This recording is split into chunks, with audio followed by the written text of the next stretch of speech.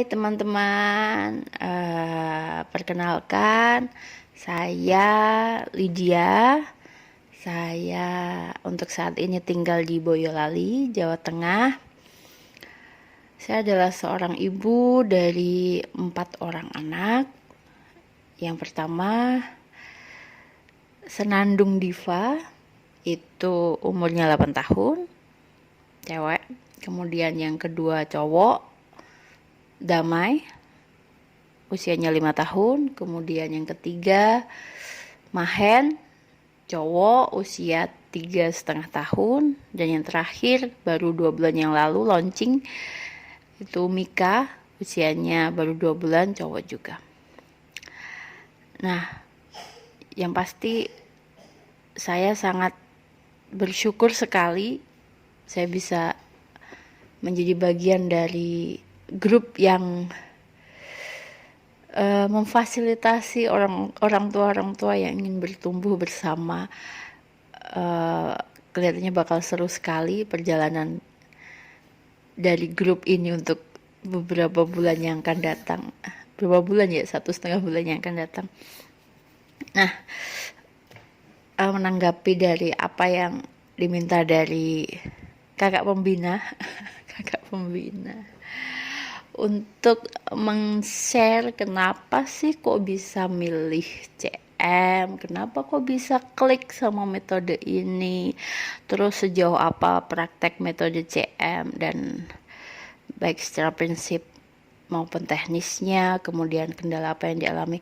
Saya akan coba sedikit cerita, sedikit apa panjang ya, ngalir aja lah ya, tentang apa yang sudah saya temui dan jalani selama mengenal metode Charlotte Mason ini. Jadi pertama, kenapa kok bisa klik sih gitu. Jadi dulu di akhir tahun 2017 kalau nggak salah, usia anak saya kurang lebih mau 6 tahun ya. Di situ saya sudah mulai ada sedikit keresahan gitu, keresahan karena ada satu semacam kayak aturan yang sebenarnya tidak kasat mata ya. Anak usia segini harus bisa ini, anak usia segini harus bisa ini, harus menguasai ini. Kayak pada waktu itu dia udah mau masuk 6 tahun dan bahkan sampai lebih dari 6 tahun berjalan ya. Anak saya itu memang belum bisa baca sama sekali. Otomatis saya under pressure waktu itu. Lingkungan baik dari orang tua, teman-teman lingkungan saya maupun teman-temannya anak saya yang seumuran dia udah ngacir bacanya gitu, dan sedangkan dia masih ya jauh lah kalau dibandingin teman-temannya gitu. Nah, awalnya sih dari keresahan itu gitu. Kenapa harus dipatok-patok begitu? Usia segini harus bisa ini, harus menguasai itu dan lain sebagainya. Kemudian pressure itu membangkitkan keresahan-keresahan yang lain di dunia pendidikan. Apa iya bahwa anakku ini bakal menjalani proses pendidikan yang model begitu gitu loh, dengan salah satu stigma yang diberikan untuk per level itu menguasai ini, per level menguasai ini gitu. Kayaknya kok saya ngomong nggak cocok nih. Ya, memang pada waktu itu kami sebelum anak memasuki usia sekolah formal ya, usia akademis terstruktur, itu memang sudah memutuskan untuk homeschooling, cuman masih belum ngerti arahnya tuh mau dibawa kemana gitu. Nah, awal mula dari keresahan itu membuka keresahan yang lain di bidang pendidikan, khususnya tentang apa nih visi pendidikan keluarga saya gitu, mau dibawa kemana arahnya, anak-anak ini mau dididik seperti apa, dengan cara bagaimana, mau diberikan materi yang seperti apa, dan seterusnya. Pertanyaannya itu terus menghantui gitu. Nah, di satu sisi, waduh, ini, ayo maaf ya, mungkin bahasanya agak ini, bikin anak mulu, tapi masih ngeblank soal pendidikannya gitu. Jadi kayak berani bener gitu. Jadi pada waktu itu, meskipun sudah memutuskan untuk HS jauh-jauh hari gitu kan, sudah memutuskan anakku mau homeschooling ini gitu, tapi jujur aja masih tanpa arah. Tanpa arah itu artinya total ngeblank gitu, mau kayak gimana, mau jalan kemana itu masih ngeblank. Nah, ibaratnya tuh kayak apa ya, kayak yang penting nggak di dalam sekolah aja gitu. Karena pada waktu itu memang saya dan suami memang sudah punya apa namanya ya, ketidaksepakatan dengan sistem atau metode yang dijalankan di sekolah formal ya. Jadi memang landasannya itu kenapa kami memilih untuk homeschooling. Nah, cuman ibaratnya kalau orang tuh tujuannya yang penting nggak di dalam aja gitu, yang penting nggak di dalam sekolahnya aja. Jadi kayak orang lagi berdiri di depan pagar sekolah gitu, di luar pagar sekolah, tapi juga nggak kemana-mana gitu, cuman berdiri aja gitu, nggak jalan ke kiri, nggak jalan ke kanan, nggak apa namanya, nggak melakukan sesuatu, nggak mengarah ke arah yang berbeda, tapi cuman yang penting aku di luar sekolah aja gitu. Ya cuman berdiri aja gitu di depan pagar sekolah, ibaratnya sih seperti itu. Karena visinya hanya yang penting aku nggak di dalam sekolah gitu. Kemudian dalam masa kegalauan itu ketemulah namanya kakak guru ya, ketemu kakak pembina yang nggak mau menggurui, nggak mau membina gitu. Artinya saya hanya dipantik aja gitu untuk apa namanya, untuk lebih mau belajar sebagai orang tua. Apa sih yang harus saya lakukan, apa yang harus saya pelajari, apa yang harus saya perbaiki lagi, dan seterusnya. Si kakak guru ini kagak mau guruin gitu, padahal meskipun saya sudah membuka diri dan merentangkan tangan, ayo gurui saya gitu, tapi tetap aja nggak mau menggurui. Jadi dia benar-benar pengen saya itu, kalaupun nanti setelah mengenal metode ini dan setuju dan memilih dan akhirnya mau mengaplikasikan, itu mungkin ya pengennya adalah saya memilih itu dan melakukan itu karena panggilan dari diri saya sendiri, bukan karena saya ikut-ikutan beliau, atau bukan karena saya hanya sekedar selera impulsif saya pada saat itu ya, karena kebawa emosi, resah ini itu dan sebagainya, terus akhirnya buat ikut-ikutan aja gitu, terbawa arus gitu pada saat itu, atau hanya untuk gaya-gayaan, enggak. Jadi benar-benar kalau memang saya pilih ini dan pada akhirnya nanti agar bisa konsisten, baik dalam pelaksanaan maupun prakteknya, semua itu harus muncul dari diri sendiri. Mungkin itu alasnya kenapa nggak mau menggurui gitu. Kemudian yang bikin klik ya, ini kalau dari sisi metodenya sih, apa ya, jelasinnya agak-agak bingung.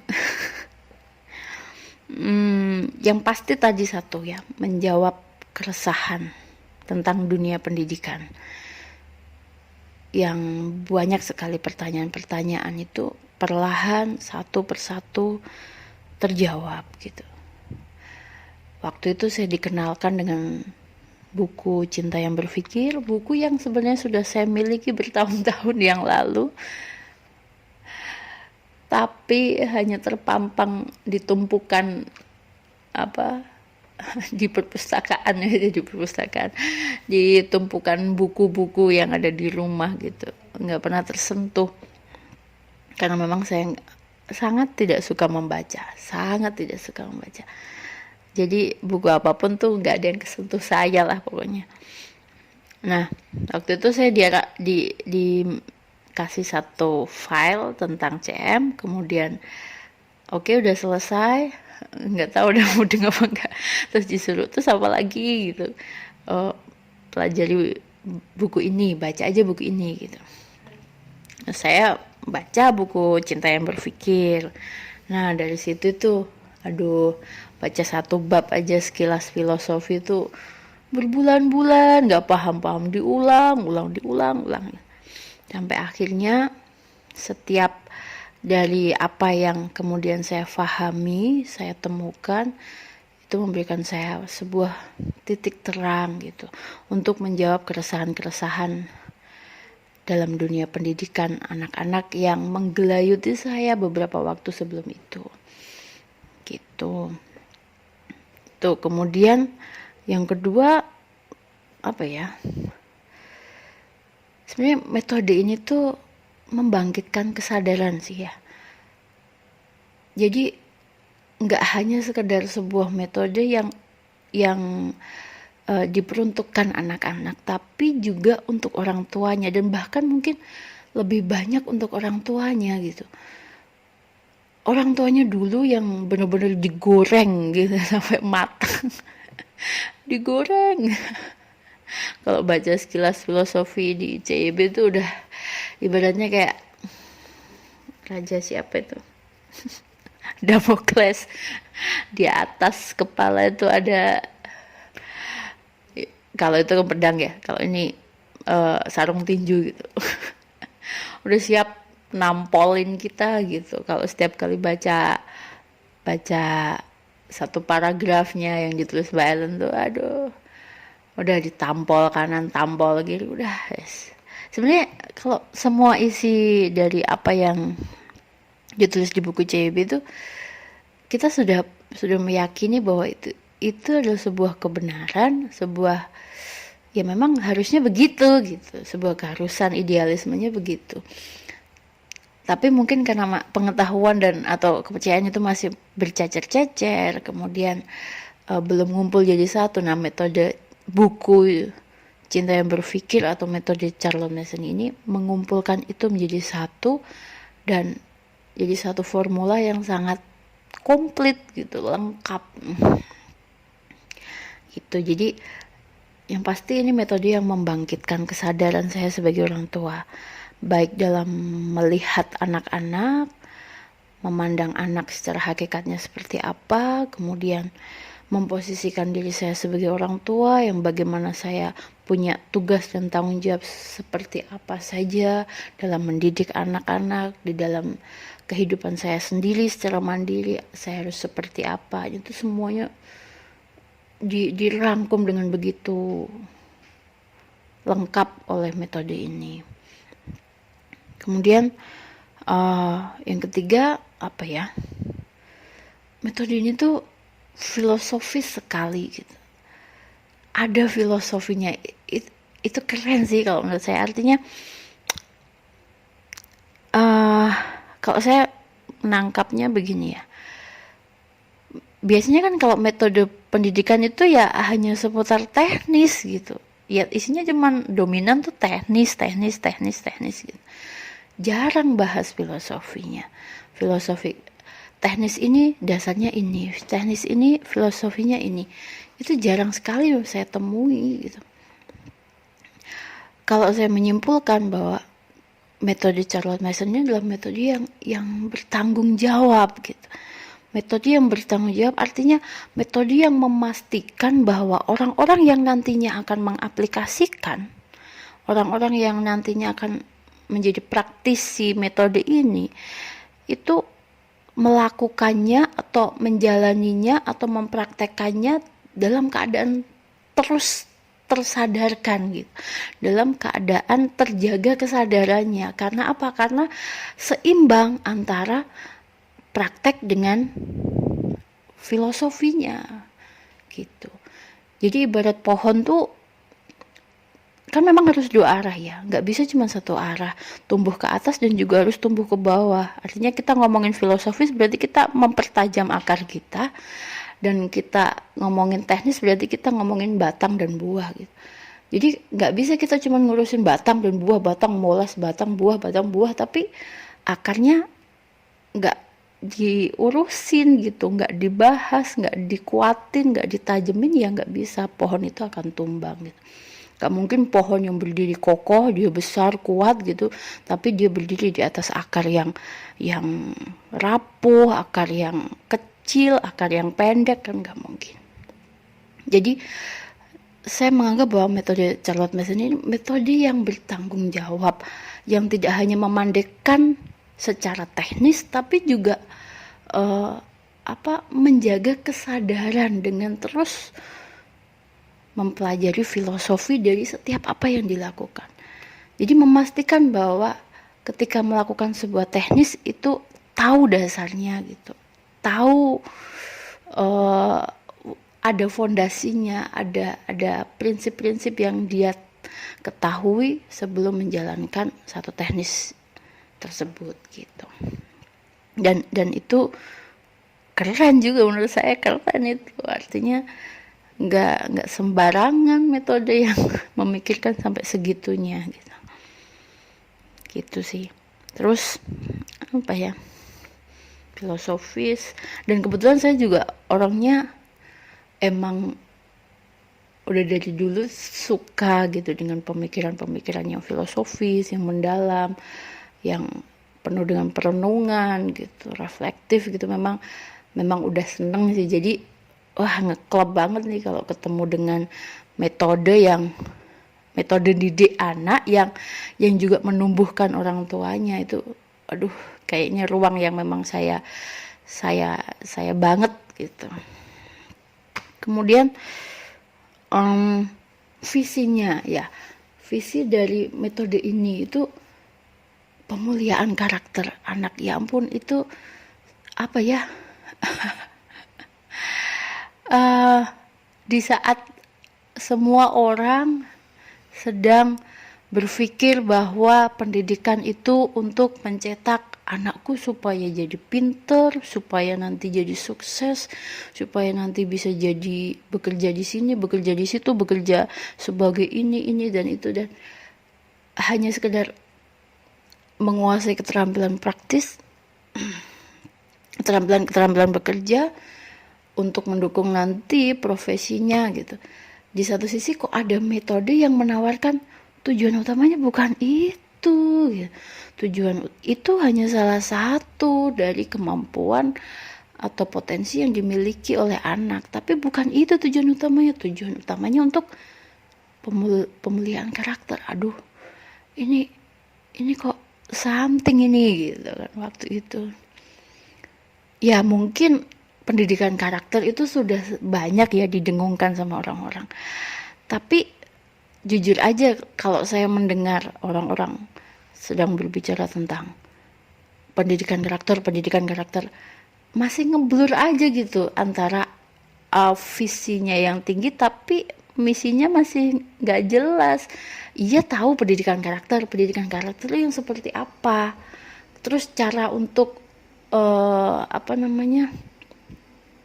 cara untuk aplikasinya seperti apa, dalam keseharian seperti apa. Yang nyatanya sekolah itu tidak terlalu mementingkan masalah karakter, karena yang dikejar hanya akademis, intelektual dan seterusnya. Nah, makanya begitu ketemu metode ini, visi utamanya pemulihan karakter, dan dirangkum juga semua teknis cara untuk mencapai itu gitu. Dengan tanpa mengesampingkan pendidikan akademis. Bahkan akademis itu sebagai salah satu cara untuk menuju pemuliaan karakter anak. Dan itu wow sekali kalau menurut saya gitu, karena saya dulu berpikir bahwa karakter sama akademis itu dua dunia yang tidak bisa disatukan gitu. Tidak bisa disatukan. Jadi orang tua kirim anaknya ke sekolah untuk mendidik intelektualnya gitu. Anak tuh dipisah-pisah gitu. Intelektualnya digarap sekolah, nanti bagian spiritualnya masukin ke sekolah sore gitu. TPQ kalau di tempat saya, masukin ke TPQ gitu, selain Pak Ustadz. Nanti bagian emosionalnya nggak ada yang garap bagian emosional, pokoknya intelektual sama spiritual aja yang penting gitu. Intinya anakku nanti bisa cari duit sama anakku nggak bikin dosa, udah itu aja yang penting, hidup kayaknya begitu aja gitu. Nah itu yang saya pikir apa namanya, saya belum klik dengan metode yang seperti itu gitu. Makanya begitu ketemu dengan metode Charlotte Mason ini, semua ketiga-tiganya aspek dari kecerdasan anak itu digarap gitu, baik emosionalnya, kemudian spiritualnya, intelektualnya, itu semua digarap, dan itu mengerucut pada satu visi yang paling penting dan utama, yaitu visi pemulihan karakter anak gitu, mencetak anak-anak menjadi insan kamil yang tidak hanya berfokus pada dirinya sendiri, tapi juga mampu menjadi berkat bagi seluruh alam semesta. Dan itu luar biasa. Saya sendiri juga mungkin di luar sana beberapa orang ada yang punya visi seperti itu, tapi bagaimana itu di breakdown menjadi sebuah teknis harian, itu yang saya belum temuin selain di sini gitu. Oh, visinya pemulihan karakter, oh caranya begini. Dan itu benar-benar bekerja, cara itu benar-benar bekerja dalam diri anak gitu. Dan itu sesuatu yang sangat berkesan pada saat pertemuan saya beberapa tahun lalu dengan metode ini gitu. Kemudian balik lagi ke hal filosofis tadi ya. Jadi di saat yang sama pada waktu 2017 itu sampai 2018 pertengahan itu, memang itu adalah momen dimana saya dan suami, khususnya saya sih, membuka gerbang pintu-pintu pencerahan gitu bagi diri saya. Tidak hanya dalam hal pendidikan, tapi keresahan-keresahan itu juga dimulai dengan tema-tema yang lain, tentang spiritual maupun tentang kesehatan. Pokoknya segala sesuatu yang berhubungan dengan kami lah, dengan keluarga, dengan pribadi saya sendiri ataupun suami. Nah, dari sisi kesehatan, karena pada saat itu juga belajar, di saat yang sama ya, belajar pendidikan juga belajar kesehatan untuk pertama kalinya. Telat ya, anaknya udah 6 tahun lebih baru mulai mengenal ilmu parenting begitu. Saya belajar kesehatan, saya juga belajar tentang pendidikan. Nah, di situ saya nemuin hal yang kok ini saling terkait ya gitu. Apa yang terjadi di dalam tubuh manusia itu juga secara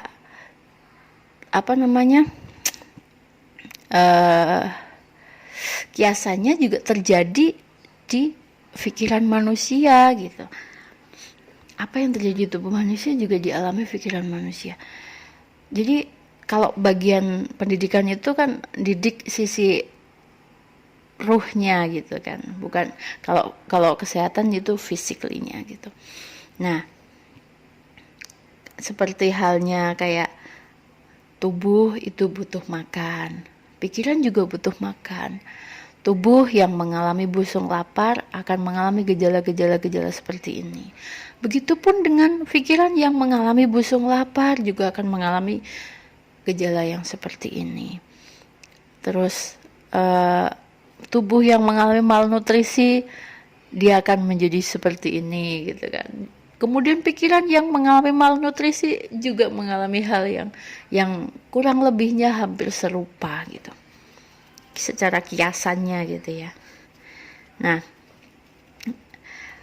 mengkaitkan antara tubuh dan pikiran, kesehatan dengan pendidikan. Saya pikir sebenarnya semua ilmu itu holistik gitu, saling terpaut, saling terikat satu sama lain.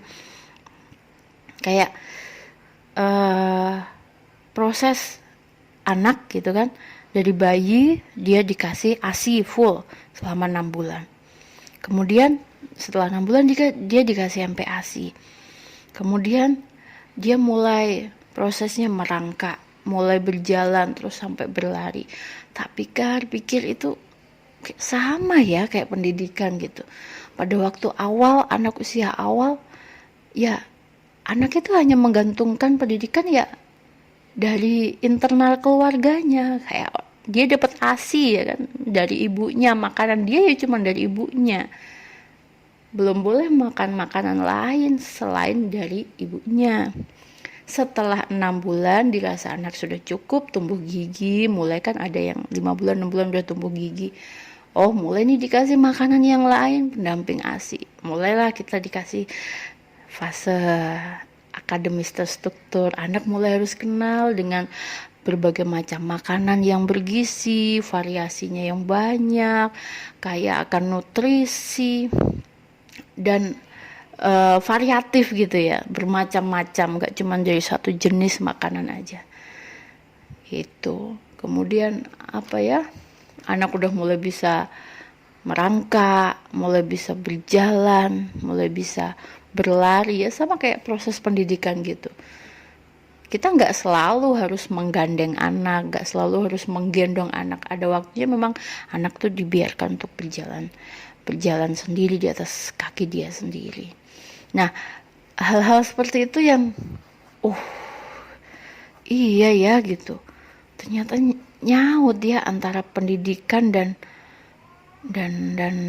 kesehatan gitu. Jadi makin penasaran dengan dua ilmu ini gitu. Nyambung lah pokoknya dengan apa yang diungkapkan Charlotte Mason ya. Kayak pendidikan mandiri misalkan. There is no education but self-education. Aduh, itu saya juga baru masuk banget, baru ngeh gitu. Iya ya, yang satu-satunya yang punya kuasa untuk memasukkan makanan ke dalam mulut, mengunyah, kemudian menelan, itu ya diri kita sendiri kan gitu. Orang lain tuh nggak bisa. Gitu.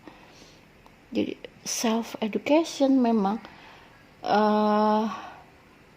apa ya? Pendidikan itu memang dilakukan oleh atas dasar dari dalam gitu, kayak tumbuhan tuh karena tumbuh dari dalam bukan karena ditarik dari luar gitu dia bisa tumbuh. Jadi hal-hal semacam ini yang membuat pikiran saya tuh saling apa ya penuh dengan oh iya tuh begini nah gitu. Jadi selalu dipenuhi dengan rasa-rasa penasaran untuk mempelajari lebih dan lebih lagi, khususnya dengan metode ini. Kemudian sejak mengenal metode ini, ya kan, saya jadi hal yang saya syukuri adalah saya jadi bertemu dengan kondisi di mana saya bisa menikmati yang namanya proses belajar. Dulu tuh saya paling gak suka disuruh belajar, paling males disuruh belajar.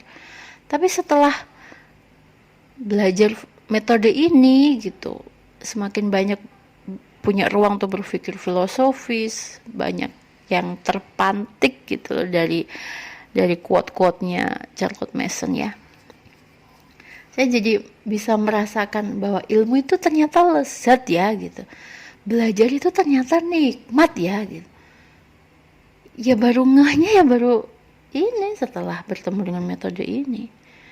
dan itu sebuah karunia yang luar biasa kalau menurut saya. Karena kadang kan kita dengan berbagai kesibukan ya, waduh banyak anak gitu, nggak sempet, capek, udah ibu-ibu, udah sekolah belasan tahun, 16 tahun di bangku sekolah gitu. Sekarang udah lulus, udah pensiun dari status pelajar, udah waktunya untuk santai-santai, untuk menikmati hidup. Kok saya malah jadi mikirnya kebalik gitu. Justru karena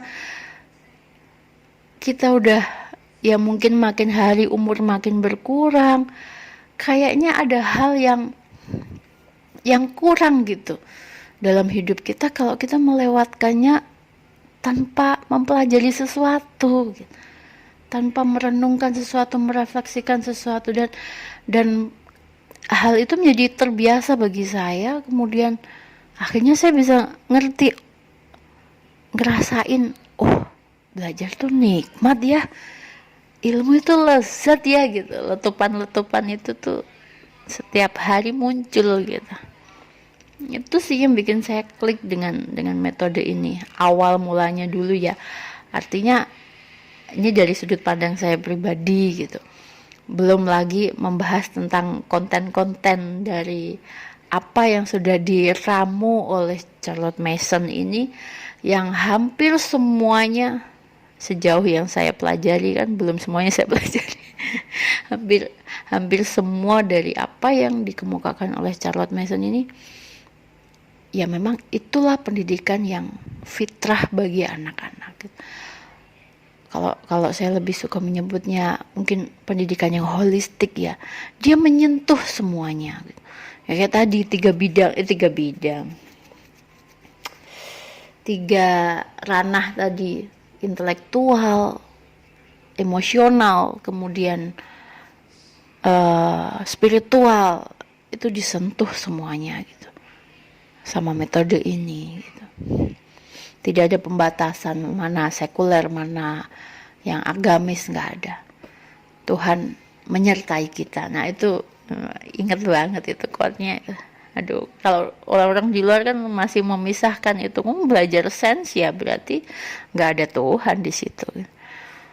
Atau kamu belajar tentang Tuhan ya berarti nggak ada sains di situ, misalkan seperti itu. Dan metode ini menjawab itu.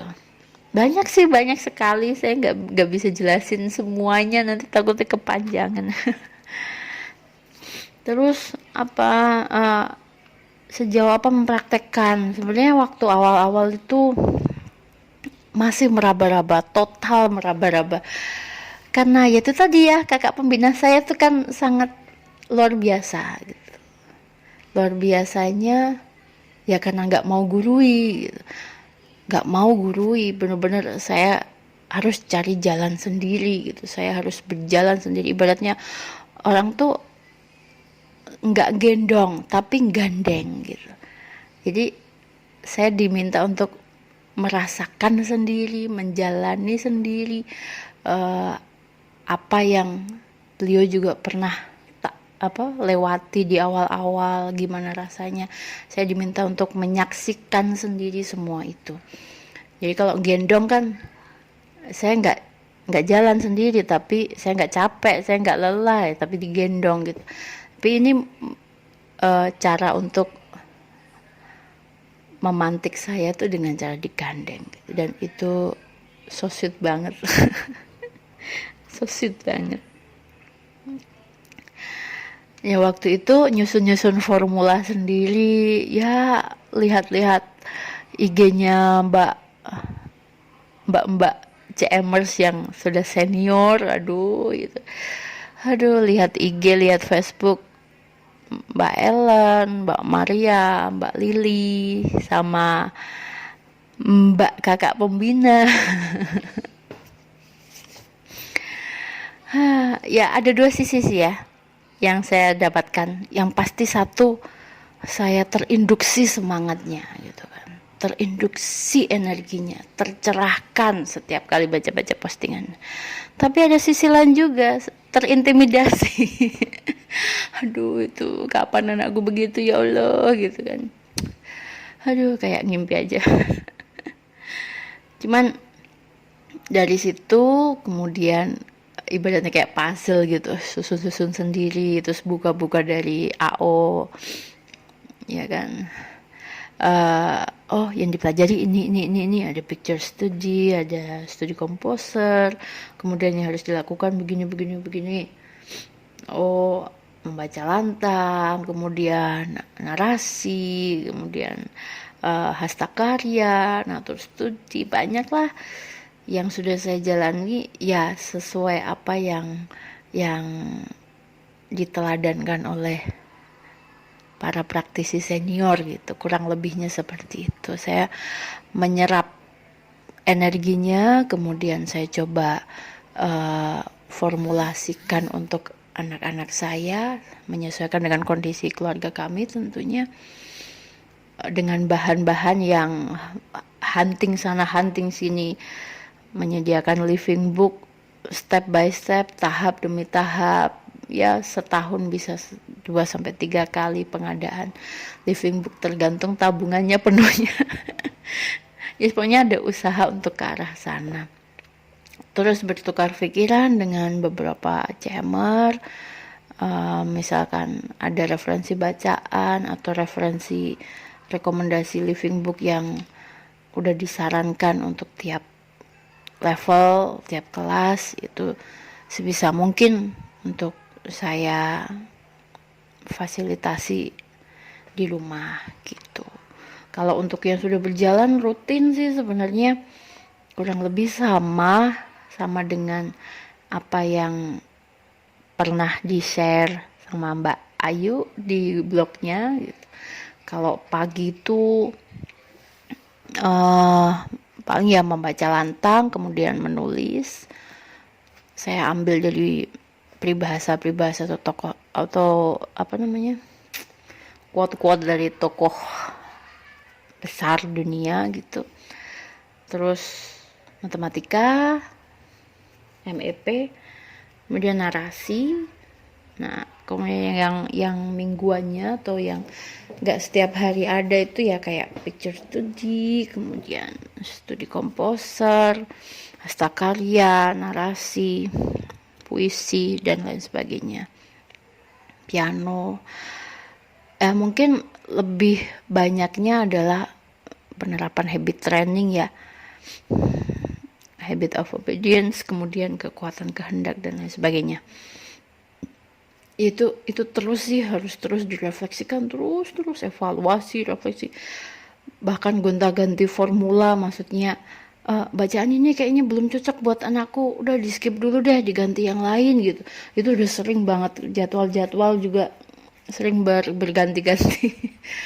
Menyesuaikan kondisi pokoknya lah, intinya begitu. Tapi kalau yang berjalan setiap hari itu sudah berjalan sekitar, ya efektifnya sih kurang lebih 1 tahun ini.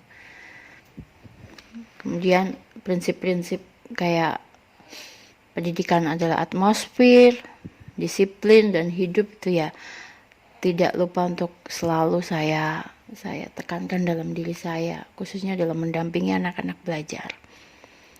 Kalau kendala itu apa ya? Kendalanya sebenarnya referensi bahan materi sih itu yang paling mengendalai. Paling jadi kendala sih itu kadang misalkan geografi atau sains belum nemu living booknya gitu. Kalau mau dikasih yang Tweedle ya piye gitu kan. Charlotte Mason bilang jangan sekali-kali kamu memberikan yang tidak terbaik untuk anakmu. Gak boleh. Udah udah kepentok sama quote itu lah udah. Terus kalau nggak dikasih, ya pertanyaannya kapan mau dikasih? Udah, anak makin lama makin gede, makin besar gitu. Ya solusinya emang nyari sih. Kadang ya keterbatasan dengan kesibukan dan lain sebagainya. Yang intinya adalah kendalanya kurang referensi bahan materi ajar untuk akademis yang wajib gitu. Kalau yang di share di CMID itu kan yang ini ya, yang bacaan bebas ya kebanyakan. Kalau yang untuk wajib-wajib kan masih berbahasa Inggris, aduh itu kendala sendiri sih buat saya. Kemudian yang kedua tuh kendalanya, sebenarnya kendala itu banyak. Cuman yang paling mencolok tuh ya dua hal ini. Yang tadi masalah keterbatasan referensi bacaan, kemudian yang kedua masih sering terjebak rutinitas gitu. Jadi pembelajaran akademis tuh setiap harinya terkesan hanya untuk menggugurkan kewajiban gitu, menggugurkan jadwal gitu. Nah itu yang bikin apa ya? Setiap pembelajaran tuh ya nggak setiap sih, artinya kebanyakannya itu nggak ada nyawanya gitu, nggak ada ruhnya, aduh gitu. Em, apa ya, kalau kalau prinsip yang ketiga itu kan pendidikan adalah hidup, memang harus dikasih nilai-nilai hidup, nilai-nilai yang hidup. Cuman kadang nilai-nilai yang hidup itu butuh butuh tangan yang menghidupkan. Nah, itu kadang itu yang masih kurang dan bahkan sering bolong gitu. Ya hanya sekedar untuk menyelesaikan sebuah antrian jadwal gitu. Itu sih ya jadi kendala sih buat saya pribadi. Artinya kalau menjalani rutinitas ini tanpa ruh gitu, tanpa nyawa gitu, kan juga jadinya hampa gitu dalam keseharian gitu.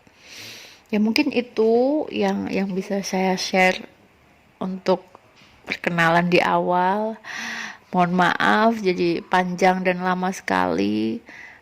Semoga kita bisa menjadi teman-teman yang saling mensupport untuk bertumbuh bersama di ruang yang sudah disediakan oleh kakak pembina yang luar biasa ini.